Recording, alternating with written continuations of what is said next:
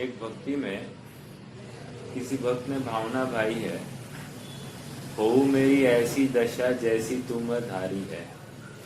हे भगवान, तुमने जैसी दशा धारण की है वैसी दशा मैं भी धारण करूं। गंभीरता से एक चिंतन के लिए अवसर खड़ा होता है कि क्या हम तैयार हैं भगवान जैसी अवस्था धारण करने के लिए। अपन अक्सर कहते हैं ना, वर्तमान में वर्धमान की आवश्यकता है। तो वर्तमान में वर्धमान की सचमुच आवश्यकता है, यह हम विचार करें, क्योंकि वर्धमान के कहे हुए मार्ग पर आज कौन चलते हुए दिखाई देता है, और जब चलते हुए दिखाई नहीं देता तो वर्धमान की आवश्यकता भी क्या दिखाई देती है। वर्धमान से हमारा अड़ता नहीं, उल्टा वर्धमान आएंगे तो अड़ंगा खड़ा होगा। समझ में आ रहा है? राग द्वेष और बढ़ेंगे, वर्धमान नहीं इसलिए राग द्वेष कम है। समझ में आ रहा है? तो मैं ये क्यों कह रहा हूं, प्रकरण ध्यान का चल रहा है। अपना ध्यान करने की हम चेष्टा कर रहे हैं, लेकिन ध्यान का स्वरूप समझते नहीं है। जिसे ध्याना है उसमें अपनत्व कितना ये भी नक्की नहीं है। क्यों? संसार विषय भोगों में अभी भी हम इतने रचे बचे हैं, इतने उनसे प्रभावित है कि उनके बिना अपना सुख की कल्पना हम कर ही नहीं पा रहे हैं। उनमें ही सुख है और सुख बुद्धि है, और यही मूल में संसार का कारण है। विग्रह का मूल लगता है विकल्प विग्रह का। शरीर धारण करने का कारण क्या है? कह रहे विकल्प। शरीर संबंधी जितने भी इष्ट है उन संबंधी विकल्प है, शरीर संबंधी विकल्प, और वो कोई नहीं होगा। अपने मन की कल्पनाएं कुछ कम है क्या? उनके माध्यम से ये विकल्प करते रहता है। इसलिए ध्यान करना चाहता है, बस एकांत में बैठना, रीढ़ की हड्डी ठीक करना, श्वासोश्वास के ऊपर ध्यान देना, लक्ष्य केंद्रित करना, ये ध्यान नहीं है। या कोई बाहर से जल्प करे, मैं शुद्ध हूं, मैं बुद्ध हूं, मैं निराकार हूं, निरंजन हूं, मैं निर्माण हूं, निष्कषाय हूं, निष्काम हूं, आदि आदि सब बताए, लेकिन इसका उपयोग उस जल्प के प्रति है ना। ध्यान निज के प्रति उपयोग जाए तो उसको ध्यान कह सकते हैं। जब उपयोग बाहर में है, बुद्धिपूर्वक ही अपने आत्मा को ध्यान नहीं रहा है, तो ध्यान नहीं हो सकता। समझ में आ रहा है? वर्तमान में धर्म ध्यान ही संभव है। अगर मोक्ष मार्ग के हेतु जो ध्यान कहा जाए तो धर्म ध्यान ही संभव है, और वो धर्म ध्यान चौथे से लेकर 7वें तक कहा जा रहा है। हमने देखा उसमें भी आज्ञा विचय और अपाय विचय चौथे में, विपाक विचय 5वें में, और संस्थान विचय 6वें में। संस्थान विचय का थोड़ा सा और विचार अगर रत्नकरण श्रावकाचार में जो विषय आया है उसके हिसाब से देखें तो वहां पर उन्होंने सृष्टि का अकर्तावाद, कोई इस जगत का कर्ता नहीं है, धर्ता नहीं है, ऐसा घटित करके दिखाया है। तो वो एक पठनीय विषय है। अर्थात ईश्वर अमूर्तिक है, निष्क्रिय है, ईश्वर ने ये सृष्टि का निर्माण किया, ऐसा चिंतन काल्पनिक है कहते हैं। क्यों? जब ईश्वर ने ये सब बातें की तो वो कहाँ बैठकर की, और उस जगह का नाम क्या था? कोई ना कोई जगह होगी कि नहीं होगी? तो जगत ही मतलब वहां कोई ना कोई विश्व होगा कि नहीं होगा? तो होगा तो तुम कैसे कहते हो कि इसकी रचना ईश्वर ने की है? ऐसे अनेक तर्क वहां पर दिए है। पृष्ठ क्रमांक 369 370 पर ये बातें हैं, तो आप स्वयं पढ़ लेंगे तो भी समझ में आने योग्य है। अर्थात लोक का स्वरूप का चिंतन किया है। एक तो लोक किसी ने बनाया नहीं है, और फिर जो ईश्वर के स्वरूप को वे मानते हैं और ईश्वर ने ये सृष्टि आदि बनाई ये मानते हैं, ये सब गलत है। और अमूर्तिक पदार्थ से मूर्तिक की कैसे रचना हो सकती है, ये भी एक विचारणीय बिंदु है। तो ईश्वर कर्तावाद का वहां पर निषेध किया है पूरे प्रकरण में। काफी बड़ा है, लगभग 2-3 पेज पर ये फैला हुआ है।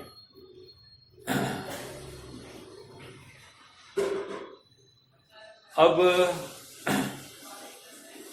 एक बात और, कल हमने जो द्रव्य संग्रह की 57वीं गाथा का चिंतन किया था। 57वीं गाथा में ये विषय आया था,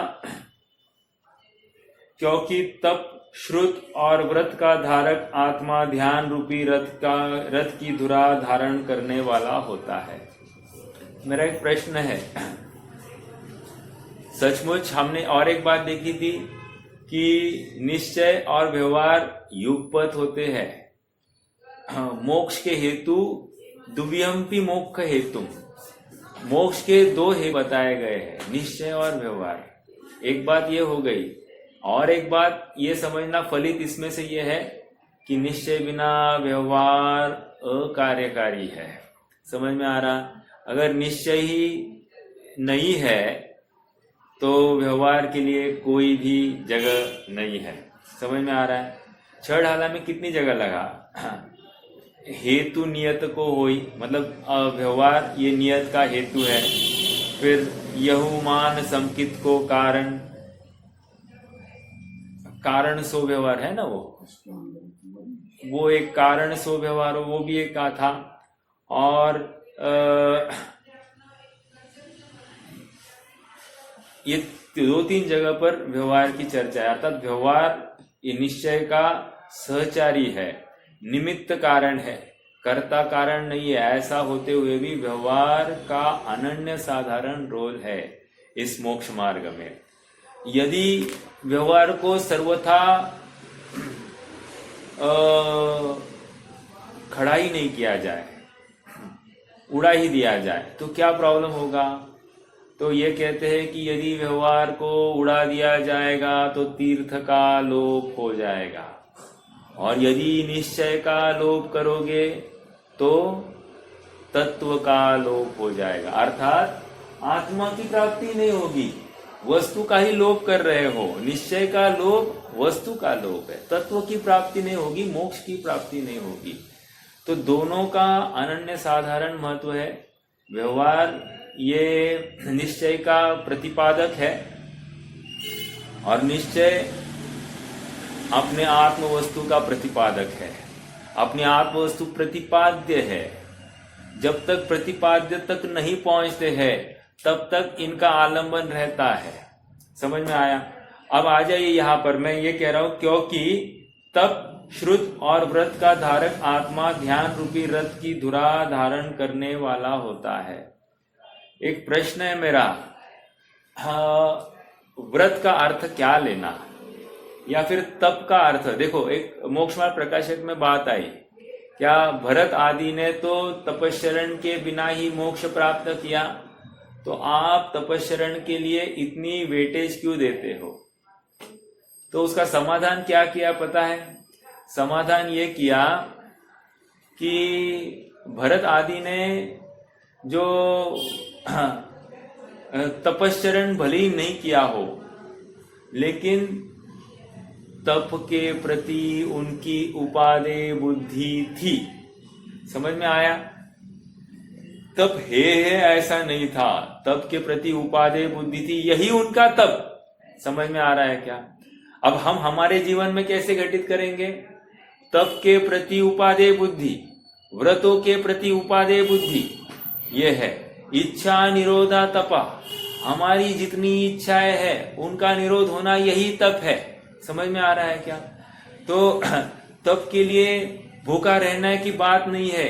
पांचों इंद्रियों के विषय जनित जो विकल्प चलते हैं, और छठा मन, इनके विषय जनित जितने भी बातें चलती है उनका निरोध करना, उनका निषेध करना, यही तपश्चरण है।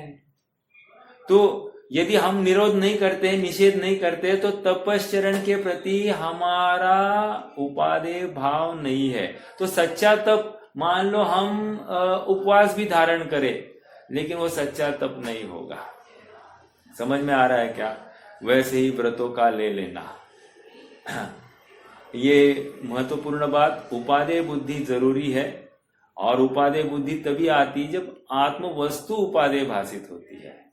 यदि आत्म वस्तु जिसको उपादेय भाषित नहीं हुई है, आत्मा का स्वरूप ही समझा नहीं है, आत्मा काय से सुखी होने वाला यही नक्की नहीं है, तो फिर आगे बात नहीं बढ़ सकती। ठीक है। श्रुत की भी बात, श्रुत का भी मैंने कहा था, श्रुत का मैंने ये कहा था, जैसे श्रुत ये पदों से बनता है, और पद मतलब क्या? शब्द, नॉट ओनली शब्द, शब्द प्लस उनका भाव। समझ में आ रहा है क्या?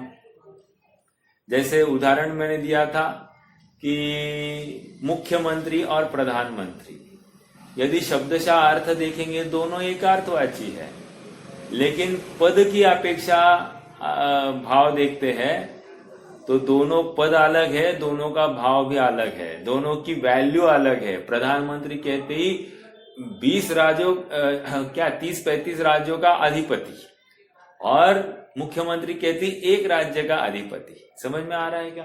कितना फर्क पड़ जाता है। शब्दशः अर्थ एक ही है, लेकिन भाव परक अर्थ कितना अलग है। समझ में आया? वैसे ही नमो अरहंतानम कह दिया, नमो अरहंतानम कहकर हमारे चित्त में गृहस्थपना त्याग कर, मुनिपना अंगीकार करके, निज स्वभाव साधन द्वारा आदि आदि ये सब बातें झलकनी चाहिए। झलकनी ही नहीं चाहिए, वैसा बहुमान उस आत्म वस्तु के प्रति प्रकट होना चाहिए। देखो, एक हो सकती है तोतारट और एक होती है भाव भासना। भाव भासना जरूरी है। तो जैसे ही हमने नमो अरहंतानम कह दिया, तो ये पूरा झलकना चाहिए हमारे गेय में, हमारे चित्त की भूमि में ये सब दशा फ्लैश होनी चाहिए और बहुमान आना चाहिए। ऐसी दशा में कब धारण करूं, ऐसा एक उत्कटता प्रकट होनी चाहिए। घर में रहना अपराध है, घर में रहना मजबूरी है, लेकिन मजबूरी के नाम पर कोई घर को ही सजाने धजाने में रहे लगे, घर में ही स्वामीपना स्थापित करे, तो वो अपराध है। समझ में आ रहा है क्या? वैसे ही शरीर में रहना अपराध है। शरीर से रहित होने की तुम्हारी सामर्थ्य है, तुम्हारा स्वभाव शरीर रहित वाला है। तुम शरीर में रहकर उसका स्वामी बनने की जो कल्पना करते हो, ये घोर अज्ञानता है। समझ में आ रहा है? और ऐसे अवस्था में ध्यान नहीं हो सकता। तो सर्वप्रथम श्रुत के माध्यम से ये अभ्यास करो, मैं कौन हूं, मेरा स्वरूप क्या है, हे गे उपादेय क्या है, जिसको मैं अपना मानता हूं वो सचमुच मेरा हो सकता है क्या, जिसको मैं सुख का कारण मानता हूं वो मुझे सुखी कर सकता है क्या, या सुख के नाम पर थकावट ही हो रही है। विचार करना चाहिए। और देखो, निर्णय हमको हमारे स्वयं के करने पड़ेंगे, कोई दूसरा आकर हमारे लिए निर्णय नहीं करेगा। और जितना हम परावलंबी रहेंगे, या हमारा सुख भी उतना ही दूर जाएगा। समझ में आ रहा है क्या? ठीक है। हाँ, ये एक बात हो गई। अब आज थोड़ा सा ना थोड़ा एक विशेष प्रकरण पढ़ के दिखाना है। प्रकरण प्रश्नोत्तर संग्रह भाग 2 में से है। ठीक है। कुछ नवीन बातें हैं समझने के लिए, और कुछ बातों का अर्थ कैसे निकालना है ये भी हमको देखना है ध्यान के माध्यम से। ठीक है। हाँ, और एक बात रह गई मेरी। ध्यान के हम और 4 भेद देख सकते हैं। कौन से? पिंडस्थ ध्यान, पदस्थ ध्यान, रूपस्थ ध्यान और रूपातीत ध्यान। एकदम संक्षेप में उनका भाव समझते हैं। पदस्थ ध्यान पदस्थ ध्यान अभी अभी बताया मैंने, जैसे कहा अहम एक को खलु शुद्धो, ये एक पद है, ठीक है। नमो अरहंताणम, ये एक पद है। तो पद के माध्यम से चिंतन चालू होना चाहिए। और चिंतन मतलब क्या? भाव भासना सहित। यदि भाव भासना नहीं है तो उस चिंतन को वैल्यू नहीं आएगी। तो जैसे ही कहा अहम एक को, अर्थात मैं एक हूं, अर्थात एक में ही सुख है, एकत्व में ही सुंदरता है। मिलावट में यहाँ पर सब खराबी हो जाती है, समझ में आया? संकर दोष हो जाता है। और इसलिए एकत्व में ही सब कुछ आनंददायी है। ऐसा अहम एक को खलु शुद्धो, मैं एक हूँ, शुद्ध हूँ, ऐसा निरंतर विचार करना। मैं मलिन हूँ ही नहीं, ये कर्म की उपाधि, संयोग, संयोगी भाव, इनसे मैं मलिन होता ही नहीं। ये जितना भी है मेरी पुरुषार्थ की कमी है, इसलिए यहाँ पर मेरा उपयोग जाता है, उनमें ममत्व बुद्धि दिखाई देती है, लेकिन सचमुच मैं वो हूं नहीं। ऐसा नक्की करता हुआ अहम एक को शरीर से स्वयं को पृथक देखता है, कर्म से वो पृथक देखता है, कर्म के फल से स्वयं को पृथक देखता है, प्रभावित नहीं होता है किसी भी संयोग या वियोग से। ऐसा ये अहम एक को का चिंतन करना। ये पद मतलब मैं एक हूं, एक में बहुमान आता है कि नहीं आता है? हमको लगता मैं अकेला हूं, कितना बोरिंग लाइफ, समझ में आ रहा है? और यहाँ पर अहम एक को में इसको आनंद आ रहा है, समझ में आया? जो स्वयं को एक देखने की सामर्थ्य नहीं रखता है, वो अनेक में अपनत्व स्थापित करके रहता है। और जो अपने को अनेक रूप देखता है, वो एक बन सकता है। मैं क्या कह रहा हूं, आप समझ रहे हैं क्या? देखो, एक नहीं देख सकता है तो अनेक मतलब क्या? पर पदार्थों में ममत्व बुद्धि करता है। और जो अपने को अनेक देखता है मतलब अनंत गुणों का पिंड, यह ज्ञान आदि अनंत गुणों का पिंड जो स्वयं को देखता है, अनादि निधन पर्यायों का पिंड स्वयं को जो देखता है, ऐसे अनंत को देखते हुए भी ये एक स्वयं को देखता है। ऐसा सहज ही इसका सामर्थ्य वहां पर दिखाई देता है। तो मैं पदस्थ ध्यान कह रहा था, पद के माध्यम से चिंतन करना और पद का विकल्प खत्म करके एक आत्मा को ध्यान, इसको कह रहे पदस्थ ध्यान। देखो, सभी ध्यानों का प्रयोजन एट द एंड आत्मा को ध्यान की अपेक्षा है, लेकिन कहाँ से चिंतन किया जा रहा है उसकी अपेक्षा से कथन किया जाएगा। जैसे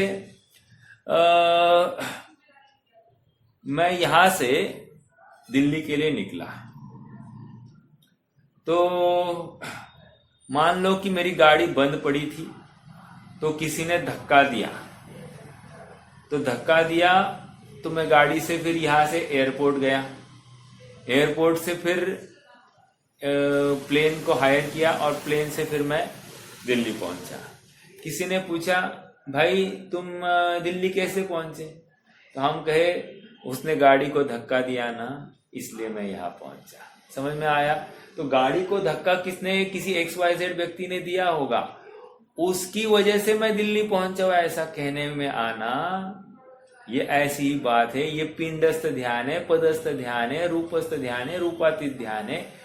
किस विकल्प को, किस ज्ञेय को ध्याते ध्याते ये शुद्धात्मा को प्राप्त हो गया है, ये कौन से जरिए से शुद्धात्मा को प्राप्त हुआ है, इस अपेक्षा उस ध्यान को अलग नाम दिया जा रहा है, अलग संज्ञा दी जा रही। सचमुच ध्यान तो एक शुद्धात्मा को ही ध्याना है, लेकिन जरिया अलग है।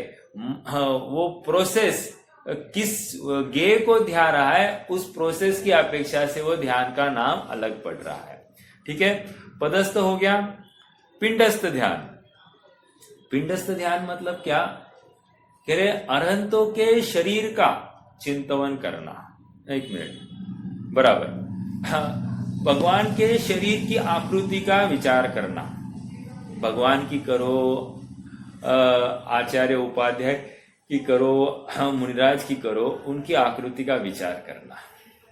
और विचार करते करते वे आत्मा से पृथक, शरीर से पृथक एक आत्मा है, वे भी अपने आत्मा को ध्याते हैं और वैसा ही आत्मा मैं हूं, ऐसा चिंतन में लाना और फिर अपना बहुमान लाना, ये होता है पिंडस्थ ध्यान।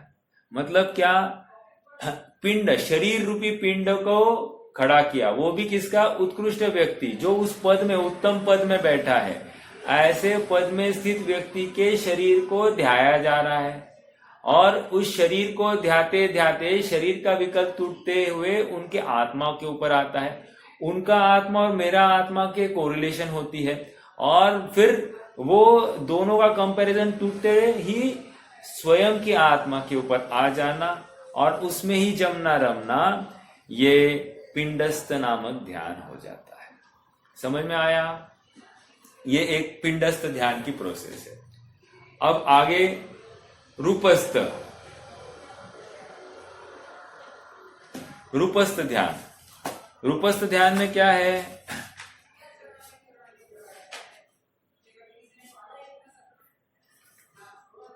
रूप में चिंतन करना है।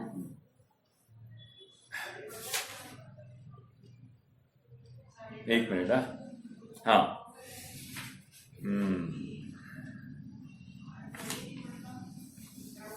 देखो, रूपस्थ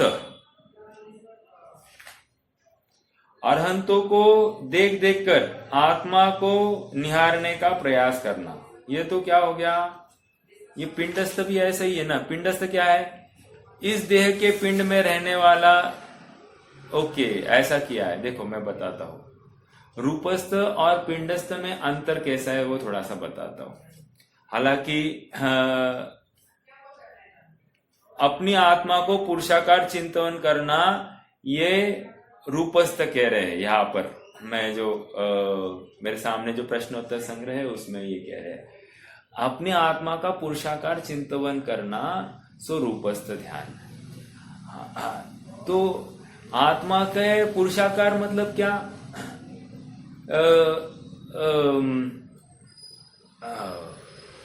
आत्मा पुरुष है। पुरुष मतलब क्या मालूम है क्या,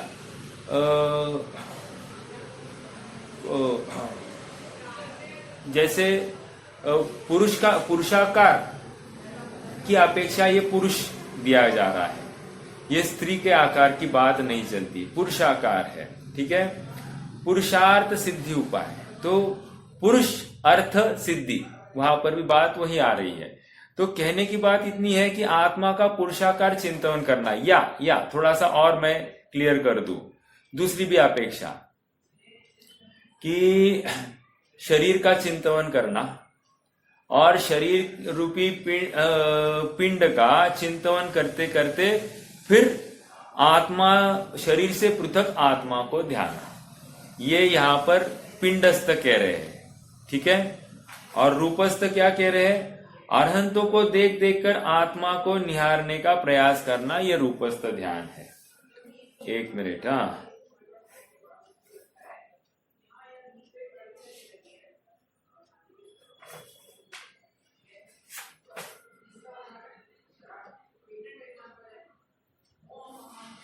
ठीक है। रूपस्थ हो गया। अब रूपातीत, रूपातीत देखो, सिद्धों का स्वरूप का विचार करना। रूपातीत में किसको ध्याया जा रहा है, सिद्धों को, क्यों, देह से रहित है। तो रूपातीत में कह रहे कि सिद्धों के स्वरूप का चिंतन करना और सिद्धों के स्वरूप का चिंतन कर कर अपने आत्म स्वरूप का चिंतन करना, इसको कह रहे रूपातीत ध्यान। देखो, समयसार की पहली गाथा की या दूसरी गाथा की टीका, उसमें ये बात आई कि सिद्ध भगवान मेरे लिए प्रतिछंद के स्थान पर है। समझ में आया? प्रतिछंद के स्थान पर है मतलब क्या, ये बताना चाहते हैं कि सिद्धों का स्वरूप और मेरे स्वरूप में कोई भी अंतर नहीं। तो सिद्धों का स्वरूप का चिंतन करके मुझे मेरा स्वरूप झलकना चाहिए। समझ में आया क्या? ये प्रतिछंद के स्थान पर है, जैसा उनका स्वरूप है वैसा ही मेरा स्वरूप है। निज स्वरूप है सिद्ध समान। ऐसा जो विचार होता है ये रूपातीत धर्म ध्यान, रूपातीत ध्यान की बात है। ठीक है, सिद्धों का स्वरूप विचार करके शुद्धात्मा के अनुभव का प्रयास होता है, उसको रूपातीत ध्यान कह रहे हैं। ठीक है, हम इसमें से कौन सा करते हैं? हम पदस्थ भी करते हैं, हम रूपातीत भी करते हैं, हम पिंडस्थ भी करते हैं। क्यों? शरीर से भी भेद विज्ञान करने की कोशिश करते हैं कि नहीं, तो वो भी करते हैं, और रूपस्थ भी करते हैं। चारों प्रकार की चिंतन धारा चलती है। अब कौन सी चिंतन धारा की मुख्यता, मतलब ध्यान के पहले कौन सी चिंतन धारा विशेष चल रही थी, उसके अनुसार उस ध्यान का नाम पड़ता है। ठीक है, तो ये एक बात हो गई, ध्यान के प्रकार में ये एक बात हो गई। हाँ, कल एक विषय रह गया था, किसी ने मुझे याद नहीं कराया। 10 प्रकार के ध्यान की चर्चा अपनी रह गई है ना। 10 प्रकार के भेद गिनाए ना, कौन से गिनाए थे, मैं वो फिर से दोहराता हूं। एक तो आज्ञा विचय, विपाक विचय, आज्ञा विचय, अपाय विचय, विपाक विचय और संस्थान विचय, ये 4 हो गए। फिर उपाय विचय, और वैसे अपाय विचय एक ही है, लेकिन उपाय का अर्थ ये बताया जाएगा कि मैं मोक्ष मार्ग को कैसे प्राप्त हो जाऊं। उपाय, मोक्ष मार्ग में कैसे स्वयं को स्थित करूं, ये उपाय, इसका उपाय विचार करता है। देखो और एक बात, संसार परिभ्रमण का कारण विचारना और मोक्ष मार्ग में स्थित होने का उपाय विचारना। ठीक है, मोक्ष का कारण नहीं देखना, मोक्ष का उपाय विचार करना, और संसार का कारण देखना। संसार का उपाय नहीं ढूंढा जाएगा, संसार में है, वर्तमान में चल ही रहा है, संसार का कारण के ऊपर उहापोह होती है। ठीक है, हाँ, तो एक बात तो ये हो गई, उपाय क्या, 5 हो गए। 6वां जीव विचय नामक ध्यान की बात है। अभी जीव विचय क्या है? अपने स्वरूप का चिंतन करना। मैं शुद्धात्मा हूं, तो जीव का स्वरूप क्या है? ज्ञान, दर्शन, चारित्र, सुख, वीर्य, बल आदि आदि आदि जो कुछ है, उसका चिंतन करते रहना, उसकी महिमा आना, और उसकी पूर्णता में संतुष्टि होना, उसमें अपूर्णता नहीं देखना, यही जीव विचय धर्म ध्यान है। समझ में आ रहा है क्या? मतलब जीव मात्र, और देखो मेरा सुख मेरे आश्रित, मेरा सुख किसी दूसरे के आश्रित नहीं, अर्थात दूसरे जीव के आश्रित नहीं है। दूसरा जीव प्रयास करे तो मुझे सुख होगा, ऐसा नहीं। जैसे होता है ना अपने यहाँ पर, अपने बच्चे को अच्छे मार्क्स मिले तो मैं सुखी, अपने बच्चे को कम मार्क्स मिले तो मैं दुखी, तो हम पराश्रित अपने सुख की कल्पना कर रहे हैं, ऐसा यहाँ पर नहीं। या फिर कोई शुद्धोपयोग करे तो मुझे कुछ लाभ होगा, नहीं होगा। मान लो मैंने किसी को मोक्ष मार्ग में अनुकूलता दी, अनुकूलता प्रदान की, और उसने पुरुषार्थ पूर्वक शुद्धात्मा की प्राप्ति की, इससे मुझे कुछ लाभ है? कोई लाभ नहीं है। मुझे मेरा स्वतंत्रता से शुद्धात्मा को ध्याना पड़ेगा, पंचलब्धि पूर्वक उसमें प्रवेश करना पड़ेगा, और तभी ही ध्यान होगा। समझ में आ रहा है क्या? किसी को अनुमोदना कर करके मेरा धर्म ध्यान नहीं होता। समझ में आ रहा है क्या? उपचार से निमित्त नैमित्तिक संबंध है, लेकिन मुझे मेरा स्वयं का स्वतंत्र पुरुषार्थ करना ही पड़ेगा। जिस दिन मैं पुरुषार्थ करूंगा उस दिन वो कार्य होगा। समझ में आया? फिर उपचार से बताया जाएगा कि अन्यों को अनुमोदना करी, अन्यों को स्थिरता प्रदान करी, इसके फलस्वरूप ये ध्यान इस जीव को हो गया। समझ में आ रहा है क्या? ये कहने की बातें होती है, लेकिन सच्चा कारण क्या है? सच्चा कारण मेरा स्वयं का आत्म स्वरूप के प्रति समर्पण, यही कारण होगा। समझ में आ रहा है क्या? मैं कितना दान करूं, मैं कितना व्रत करूं, कितना तपस्चरण करूं, सच्चे व्रत का स्वरूप समझना, सच्चे तप का स्वरूप समझना, सच्चे दान का स्वरूप समझना। सच्चे दान का स्वरूप मतलब क्या? व्यवहार दान तो ये है कि परस्परोपग्रह, मतलब स्वस्याति सर्गो दानम, स्व तथा पर का उपकार करने के लिए दान किया जाता है। ये तो एक बात हो गई। लेकिन निश्चय दान क्या है? निज को दे दी निज की निधिया, अपनी निज निधि निज में बताई। अब ये निज में प्राप्त करी, निज निधि निज में प्राप्त की, ऐसा जो प्रयास होगा उसको निश्चय दान कहा जाएगा। समझ में आ रहा है? मेरा सब कुछ मुझ में ही है, बाहर कुछ नहीं है, ऐसा विश्वास दिलाना, पामरता हटाना, यही सच्चा दान होगा। ओके, तो ये जीव विचय धर्म ध्यान की बात हो गई। अजीव विचय धर्म ध्यान क्या है? अजीव विचय मतलब क्या? अजीव को चिंतन करता करता आत्मस्वरूप को ध्याना, अर्थात ये शरीर, ये स्त्री, ये पुत्र, ये मकान, ये सब क्या है? संयोग है, अल्प समय के है, कुछ ही काल के बाद में ये मिला जाने वाले हैं। पहले भी इनका संयोग होने से पहले भी मैं था, इनका संयोग होने के बाद भी मैं रहूंगा, ऐसा नक्की करते हुए ये अजीव के प्रति हमारा जो ममत्व है उसको त्यागना, उसको ये रूप से जानना, यही अजीव विचय है। समझ में आ रहा है क्या? अजीव मतलब क्या? हमको जो कुछ दिखाई दे रहा है ना, हमको जो कुछ दिखाई दे रहा है, ये सब शरीर है। समझ में आ रहा है क्या? जितनी भी दिखाई दे रही है सब आहार वर्गणाएं हैं, कोई ना कोई शरीर है। जो कुछ दिखाई दे रहा है, ये स्टूल कहो, कुर्सी कहो, ये किताब कहो, ये लैपटॉप कहो, सब आहार वर्गणा से बना है। और वही तो अर्थात ये किसी न किसी का मृत शरीर है। ये कपड़ा भी जो है ना, कपड़ा ये भी किसी न किसी का मृत शरीर है। क्या बात करते हो? फिर क्यों पहनते हो? पहनना पड़ता है तो अभी तो कहने की बात इतनी है कि हर चीज जो दिखाई दे रही कोई ना कोई शरीर है। ठीक है, तो ऐसा अजीव का विचार करते हुए अजीव में भी ध्रुवता देखना। क्या ध्रुवता देखना? कि ये अजीव अजीव रूप ही रहता है, उसमें अपना अपना स्वतंत्रता से स्पर्श रस गंध वर्ण है, उसका परिणमन स्वयं के आश्रित है, अन्य के आश्रित नहीं है।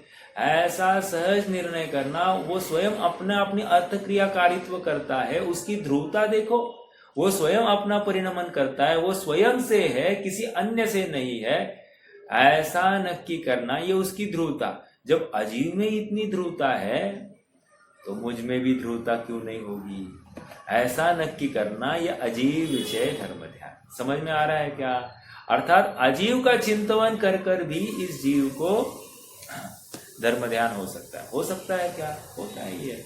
ठीक है, अरे कोई इष्ट व्यक्ति, इष्ट वस्तु, उनको ध्यान का एक तरीका होता है। अगर विशेष रूप से ध्याए तो वो भी भेद विज्ञान का कारण हो सकता है। देखो जीवन में कितने प्रसंग होते हैं ना वैराग्य के लिए, लेकिन हम उनमें वैराग्य नहीं खड़ा करते हैं।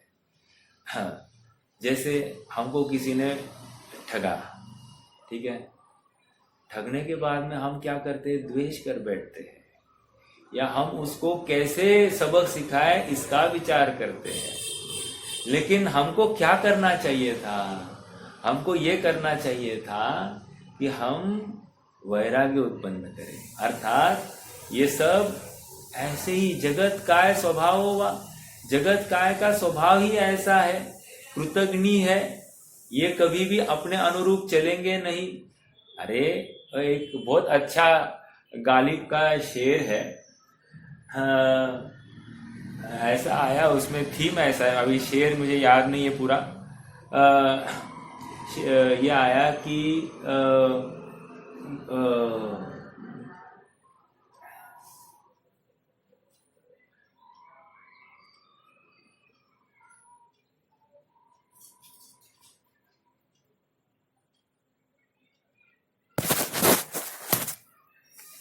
ये तो यहाँ पर ये समझाना चाहते हैं कि ऐसा वस्तु स्वरूप विचार करके सब क्षणिक है, सब छूटने वाले हैं ये संयोग, ऐसा विचार करके उनमें जो ममत्व भाव है वो ममत्व भाव का त्याग होता है। तो ये अजीब विषय धर्म ध्यान की बात हो गई। ठीक है, और क्या था?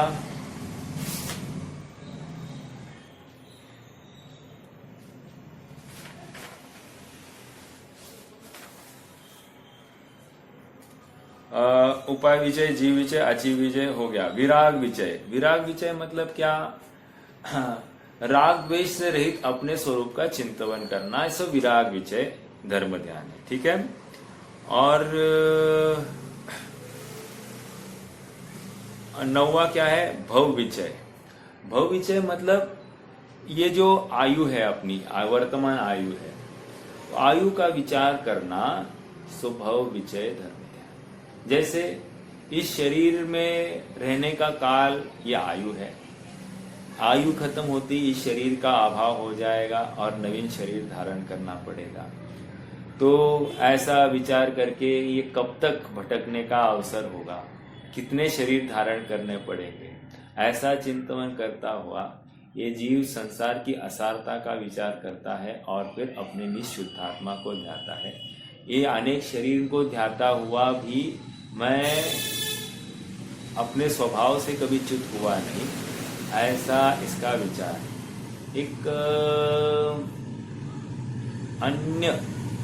अन्यत्व, सॉरी, 14वीं गाथा का भाव है अन्य अन्य अन्य अन्य अन्य, ऐसा भाव है। जैसे देखो, जोपस्सदि अपानम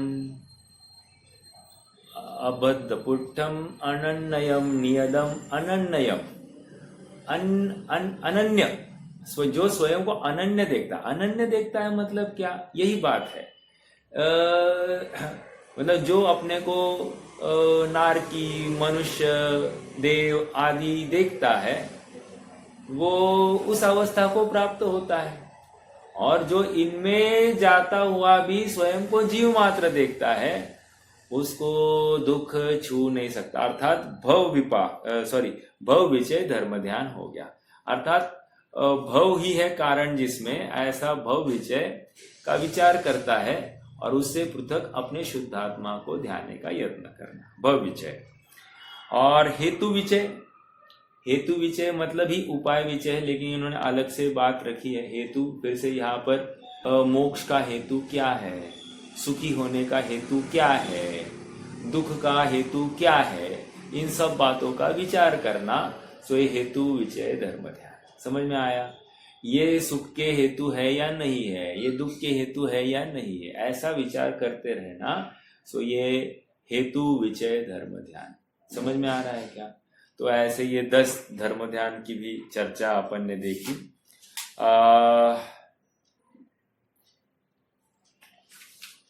ठीक है,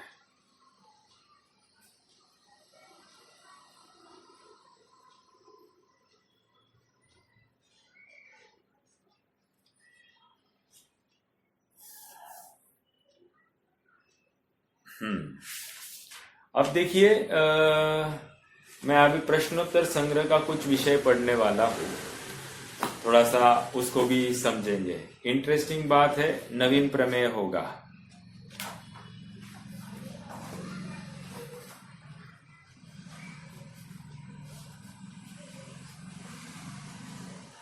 देखो, एक प्रश्न आया है यहाँ पर। प्रश्न ये है कि आचार्य वीरसेन ने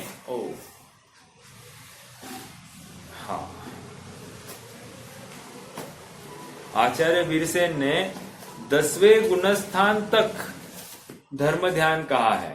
हमने तत्वार सूत्र की टीकाओं में कहाँ तक देखा? हमने तत्वार सूत्र की टीकाओं में हमने 7वें गुणस्थान तक धर्म ध्यान देखा है। और आचार्य वीरसेन ने, वीरसेन स्वामी कौन है? धवलाकार। तो उन्होंने 10वें गुणस्थान तक धर्म ध्यान कहा है। ऐसा कैसे? देखो, वैसे आपको किसको किसको इसमें तर्क दे सकते हैं, किसी के पास में कोई तर्क है क्या कि 10वें गुणस्थान तक धर्म ध्यान कहा जाए और उसके लिए तर्क क्या दिया जाएगा?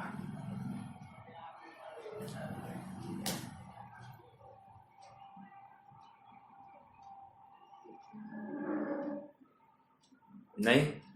देखो, ऐसा लगा सकते हैं क्या, जहां तक कषाय है वहां तक धर्म ध्यान, जहां तक कषाय नहीं है, जहां कषाय नहीं है वहां शुक्ल ध्यान। ये तर्क पर उन्होंने 10वें गुणस्थान तक धर्म ध्यान घटित किया है। समझ में आया? देखो, वो क्या कह रहे हैं, तत्वार सूत्रकार क्या कहते हैं, या तत्वार सूत्रकार के जो टीकाकार है वो भी क्या कहते हैं कि बुद्धिपूर्वक राग जहां तक है वहां तक धर्म ध्यान कहो, जहां बुद्धिपूर्वक राग हट गया वहां धर्म ध्यान भी नहीं है। समझ में आया? वहां से शुक्ल ध्यान कहो। ये तत्वार सूत्र और तत्वार सूत्र के टीकाकारों की अपेक्षा है। लेकिन वीरसेन स्वामी की बात यह है कि कह रहे बुद्धिपूर्वक तथा अबुद्धिपूर्वक राग की बात है, जहां तक है वहां तक धर्म ध्यान कहना। तो इस न्याय से वीरसेन स्वामी की अपेक्षा चौथे से लेकर 10वें तक धर्म ध्यान कहा। उन्होंने धर्म ध्यान के 3 भेद किए, जघन्य, मध्यम और उत्कृष्ट। जघन्य मतलब कौन सा? चौथा, 5वां, 6वां, इनको जघन्य कह दिया। 7वें का प्रथम भाग मध्यम कह दिया और उसके आगे वालों को उत्कृष्ट में ले लिया। समझ में आया? तो ऐसा धर्म ध्यान का स्वरूप हो गया। ओके, देखो मैं यहां से प्रश्न पढ़ता हूं और उसका उत्तर भी पढ़ूंगा। आचार्य वीरसेन स्वामी ने 10वें गुणस्थान तक धर्म ध्यान कहा है, जबकि अन्य आचार्य ने 7वें गुणस्थान तक ही कहा है। ऐसा क्यों? प्रश्न किया है। उत्तर, धर्म ध्यान के गुणस्थानों के संबंध में आचार्यों के 2 मत है।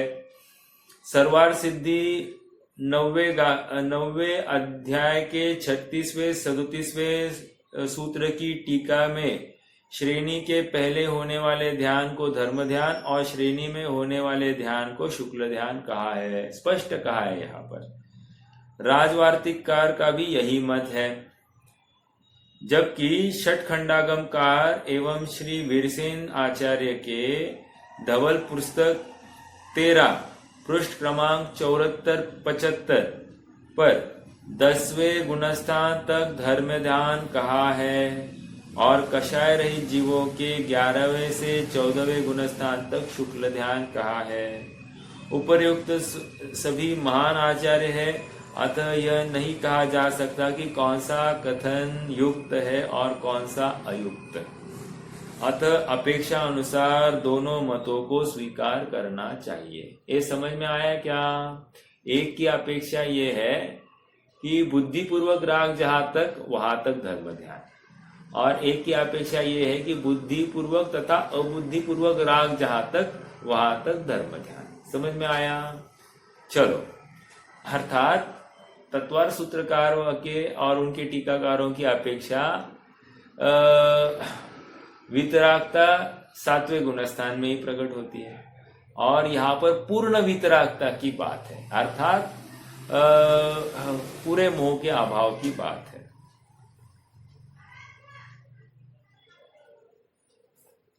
देखो, एक प्रश्न है, क्या धर्म ध्यान को बंध का कारण मानना उचित है? नहीं।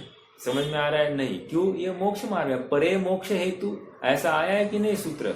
देखो, जो जीव के परिणाम बंध में कारण होते हैं, समाधान पढ़ रहा हूं, हाँ, जो जीव के परिणाम बंध में कारण होते हैं वे संसार के हेतु होते हैं, और जो जीव के परिणाम संवर निर्जरा के कारण होते हैं वे मोक्ष के हेतु होते हैं। है ना? अपन हेतु विचय की बात करें तो मोक्ष का हेतु क्या? संवर निर्जरा। तो संवर निर्जरा का हेतु क्या? इसका विचार करना, अपना शुद्ध आत्मा। तो ऐसा ध्याते ध्याते अपने आत्मा में आना। ठीक है?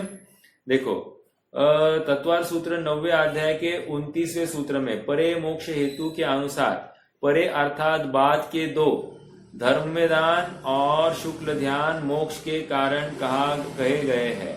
अर्थापत्ति न्याय से इस सूत्र से यह भी अर्थ निकलता है कि पूर्व के आर्त और रौद्र ध्यान संसार के हेतु है। अर्थापत्ति मतलब क्या? अंतिम दो मोक्ष के हेतु है। इसका मतलब आर्त ध्यान और रौद्र ध्यान संसार के कारण है। अर्थात चौथे पांचवें गुणस्थान वाले के धर्म ध्यान है, लेकिन उनके आर्त रौद्र ध्यान भी है।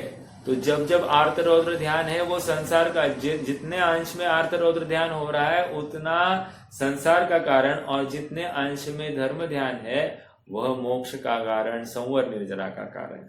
समझ में आ रहा है? वास्तव में मोहनीय कर्म का उदय ही बंध का कारण है, जबकि धर्म ध्यान तो उस मोहनीय कर्म के क्षयक्षम तथा क्षय का कारण है।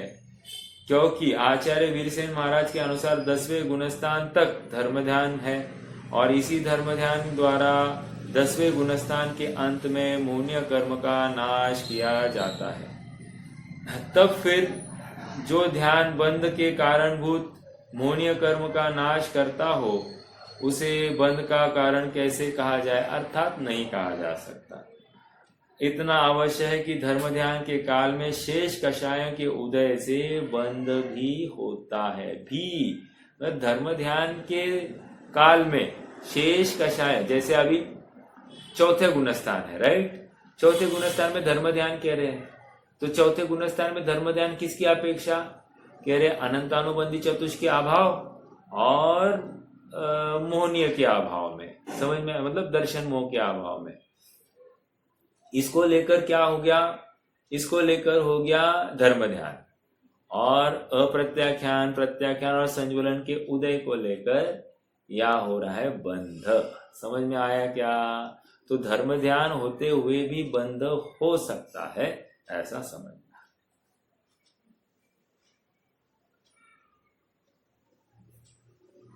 देखो और एक प्रश्न, यहां पर अभी थोड़ी सी लॉजिक लगाना है, लॉजिक। हाँ देखो, धर्म ध्यान का ध्याता कैसा होना चाहिए? क्या कह रहे हैं?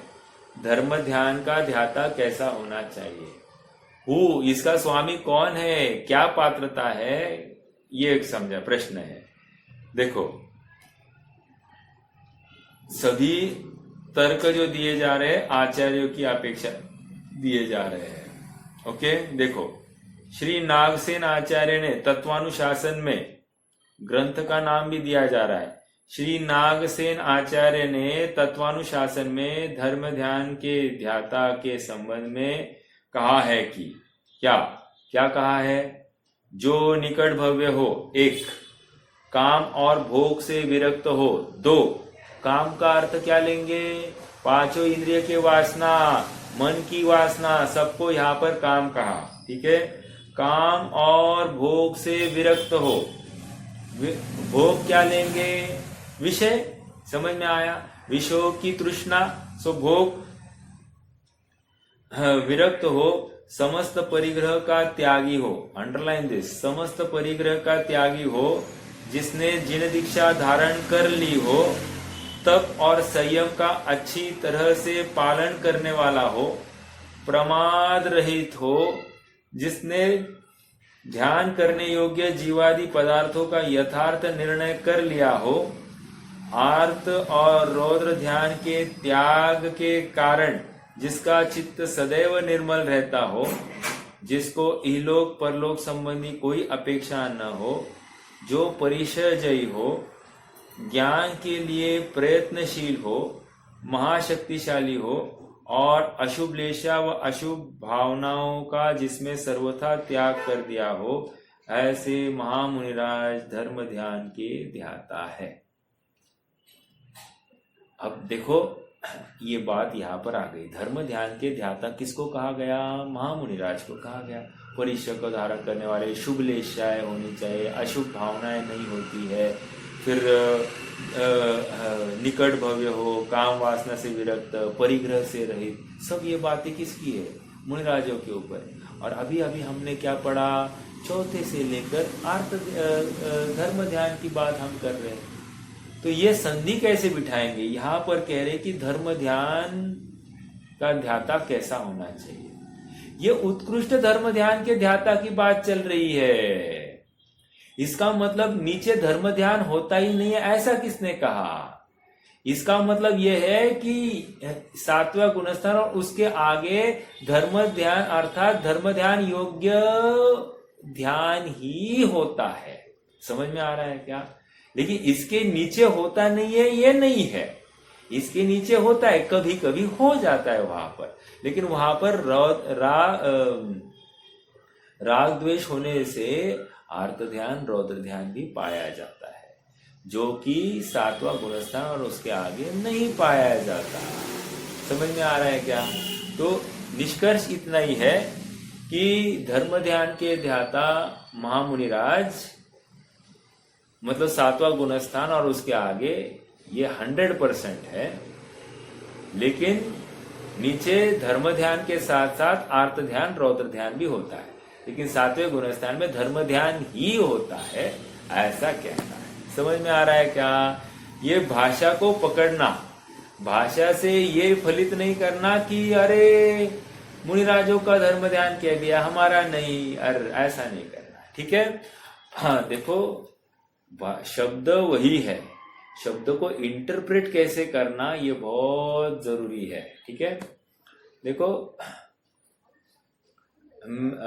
मेरी एक केस चलती थी, वहां पर कोर्ट ने एक निकाल दिया था कि 4 हफ्तों के अंदर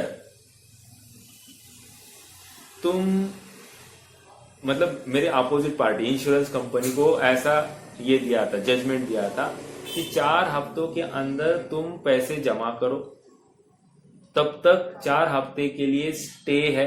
स्टे मतलब जो नीचे के कोर्ट ने जो निकाल दिया है उसको हम रोकते हैं। ठीक है? इतना ही लिखा था। अब इससे हम क्या फलित करेंगे? 100% स्टे है या 4 हफ्ते के लिए स्टे है? तो आंसर ये है कि 4 हफ्ते के लिए स्टे है।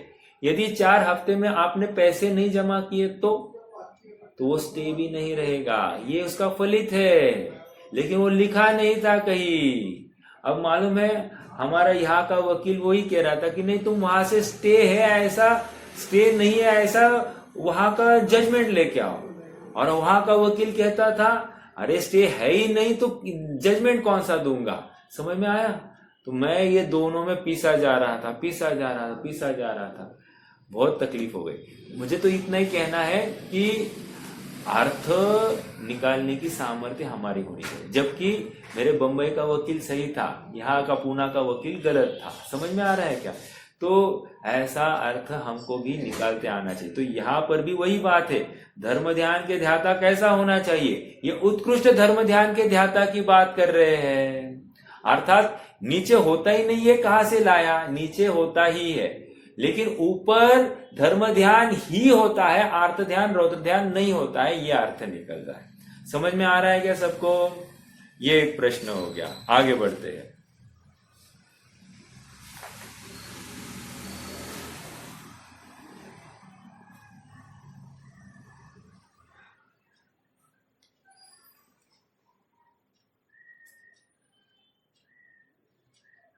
देखो एक प्रश्न है और, हम लोगों को 24 घंटे में कौन सा ध्यान सबसे अधिक रहता है? प्रश्न समझ में आया? हाँ देखो क्या कह रहे, दुखी अवस्था में आर्त ध्यान होता है, सुखी अवस्था में रौद्र ध्यान होता है। सुखी अवस्था में रौद्र ध्यान क्या मीनिंग है? जहां पर सुख की अनुभूति हो, आनंद हो, उसको रौद्र ध्यान कहते हैं। यह अज्ञानी की बात है, लेकिन सुखी अवस्था कह रहे तो अर्थ का अनर्थ नहीं कर लेना। ठीक है? हाँ, परिणामों की विशुद्धता सहित पूजा भक्ति स्वाध्याय जप आदि के समय धर्म ध्यान होता है। अब ये भी कौन सा? व्यवहार धर्म ध्यान। ओके, जो लोग रिक्शा चलाते हैं, मजदूरी करते हैं, दिन भर परिश्रम करते, आजीविका उपार्जन करते, उनके आर्त ध्यान की प्रमुखता है। मतलब जितने देर व्यापार आदि करेंगे उतना देर आर्त ध्यान ही होता है। क्यों? इष्ट का संयोग हो, अनिष्ट का वियोग, अनिष्ट का दूर हो, या अनिष्ट का संयोग में वो आकुलता और इष्ट के वियोग में भी आकुलता, राइट? तो इसलिए आर्त ध्यान होता ही है। आगे हम और आप जैसे लोग जिनको विभिन्न सुविधाएं उपलब्ध है और उन सुविधाओं के भोग में मौज से रहते हैं, उनको रौद्र ध्यान की प्रमुखता है। समझ में आया? रौद्र ध्यान क्यों? जो आनंद मान रहा है उन सुविधाओं में, अब हर चीज में अनुकूल पत्नी, अनुकूल पुत्र, इसमें आनंद मानना, गया रौद्र ध्यान, रौद्र ध्यान। ठीक है, देखो आगे। जो सम्यक दृष्टि जीव है, भेद विज्ञानी है, संसार की असारता को जान लेने में समता परिणामी है, उनके पूजा भक्ति स्वाध्याय आदि के काल में धर्म ध्यान होता है। ऐसे आत्म कल्याण की भावना रखने वाले जीव तो विरले है। ठीक है, चलो ये एक हो गया।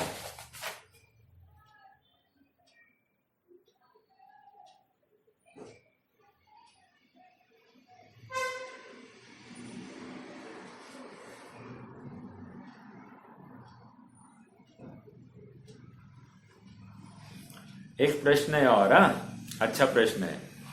चौथे पांचवें छठवें गुणस्थान में शुभोपयोग कहा है और आर्त ध्यान रौद्र ध्यान के समय में भी शुभोपयोग रहता होगा क्या?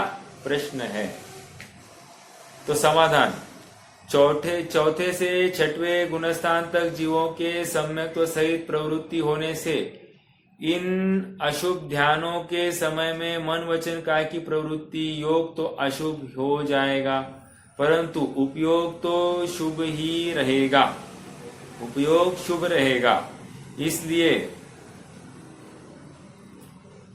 यद्यपि आर्त ध्यान को तिर्यंच गति का कारण और रौद्र ध्यान को नरक गति का कारण कहा है, फिर भी सम्यक दृष्टि जीव के आर्त और रौद्र ध्यान सम्यक तो होने के कारण अशुभ गति के बंध में कारण नहीं होते।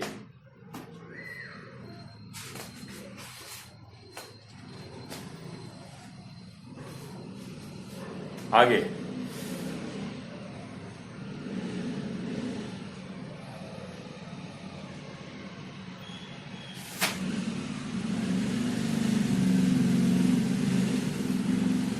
क्या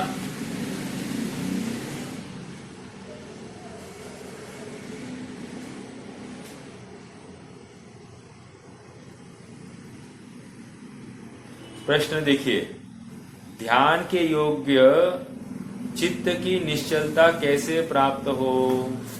समझ में आया? ध्यान के योग्य चित्त की निश्चलता कैसे प्राप्त हो? देखो, निश्चल रहना तो चित्त का स्वभाव है। उस निश्चलता का घातक जो कर्म है, उस कर्म का क्षय करने से चित्त की निश्चल अवस्था स्वयं में प्राप्त हो जाएगी। ये कर्म सापेक्ष कथन किया है। होना क्या चाहिए था? जीव में ऐसा कर्म का प्रवेश ही नहीं है, ये निर्णय करके जीव में स्थित हो जाना तो कर्म का अभाव हो जाएगा, ऐसा कहना था। लेकिन यहाँ कर्म का अभाव होते ही चित्त की स्थिरता हो जाती है, ऐसा कह रहे। दर्शन मोहनीय कर्म के उदय से मोह उत्पन्न होता है और चारित्र मोहनीय कर्मोदय से क्षोभ उत्पन्न होता है। कौन सी गाथा है? प्रवचन सार 7वीं गाथा, मोह खोह विहीनो। समझ में आया? 7वीं गाथा को यहाँ पर लिखा है। दर्शन मोहनीय और चारित्र मोहनीय कर्म के उदय भाव में मोह और क्षोभ का अभाव हो जाता है और यह अभाव ही चित्त की निश्चलता का कारण है। अतः मोह और क्षोभ को दूर करना चाहिए। समझ में आया? धर्म जीव के चित्त की निश्चलता कैसे होगी? मोह और क्षोभ अर्थात दर्शन मोह और चारित्र मोह का अभाव करके ही इस जीव को चित्त का निश्चलपना प्राप्त होता है।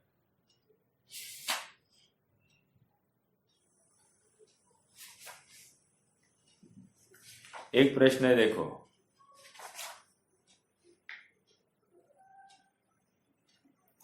ठीक है।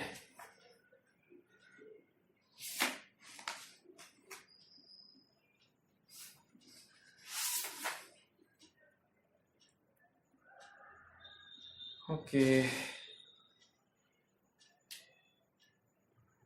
चलो आज के विषय में कोई प्रश्न है तो बताइए।